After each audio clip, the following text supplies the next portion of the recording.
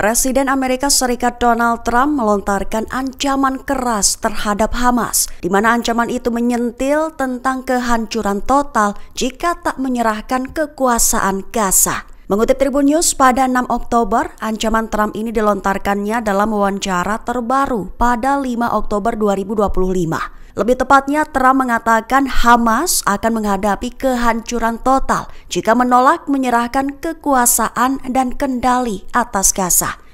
Trump pun berharap dia akan segera mengetahui apakah Hamas berkomitmen pada perdamaian.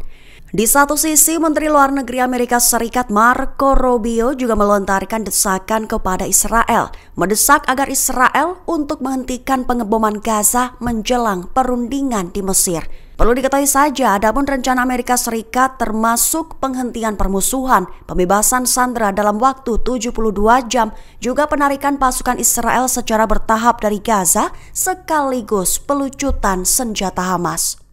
Israel disebut telah menjatuhkan total 200.000 ton bahan peledak ke Gaza. Diklaim dalam laporan terbaru kantor media pemerintah Gaza memberi dampak kehancuran yang sangat besar. Mengutip Al-Mayadin pada 6 Oktober, kabar ini dirilis dalam laporan terbaru pada Minggu 5 Oktober 2025, di mana kantor media pemerintah Gaza menyebut bahwa pemboman dan serangan darat Israel telah menghancurkan hampir 90% infrastruktur Gaza, menyebabkan wilayah tersebut mengalami keruntuhan kemanusiaan total.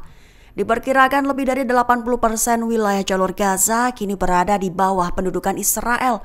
Sementara itu, lebih dari 2 juta warga sipil telah mengungsi secara paksa berkali-kali. Pernyataan itu menuduh Israel telah melancarkan kampanye kelaparan dan pembersihan etnis, menyebut bahwa lebih dari 200.000 ton bahan peledak telah dijatuhkan di Gaza dalam 2 tahun terakhir. Pernyataan itu juga menambahkan bahwa apa yang disebut zona kemanusiaan aman Al-Mawasi telah dibom lebih dari 130 kali. Rudal balistik hipersonik Palestina 2 yang dilengkapi dengan beberapa hulu peledak Yaman hantam sensitif Israel. Juru bicara Brigadir Jenderal Yahya Sari mengklaim bahwa serangannya itu berhasil mencapai tujuan. Mengutip Palestine Chronicle pada 6 Oktober, serangan Yaman ini dilakukan pada Minggu 5 Oktober 2025.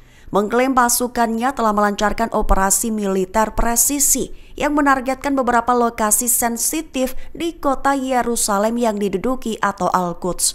Sari menggambarkan serangannya itu sebagai tindakan solidaritas dengan rakyat Palestina, juga sebagai tanggapan langsung terhadap kejahatan genosida yang sedang berlangsung yang dilakukan oleh pendudukan Israel di Gaza. Sari juga mencatat bahwa pihaknya terus mengikuti perkembangan di jalur Gaza, sekaligus mengklaim masih terus berkoordinasi dengan faksi-faksi perlawanan Palestina untuk serangan balasan efektif jika ada serangan. Di satu sisi, tentara pendudukan Israel melaporkan pada Minggu 5 Oktober pagi waktu setempat bahwa sebuah rudal telah diluncurkan dari Yaman menuju wilayahnya, memicu sirine di wilayah tengah dan barat Laut Mati sebagai tindakan pencegahan Bandara Ben Gurion untuk sementara menangguhkan lalu lintas udara mereka.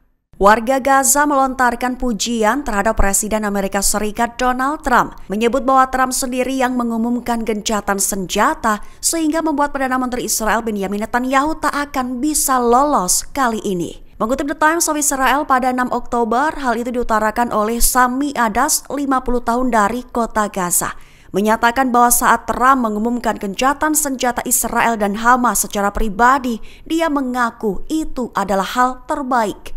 Mengklaim bahwa Netanyahu kali ini tidak akan bisa lolos. Juga mengklaim bahwa Presiden Amerika Serikat adalah satu-satunya yang dapat memaksa Israel untuk patuh dan menghentikan perang Gaza. Di satu sisi, warga Palestina di kota Ramallah tepi barat juga memuji sikap Hamas, menyatakan bahwa sikap Hamas dalam merespons rencana Trump adalah sangat baik, menekankan bahwa saat ini hal paling penting adalah perang dihentikan dan segala sesuatu terkait itu segera berakhir.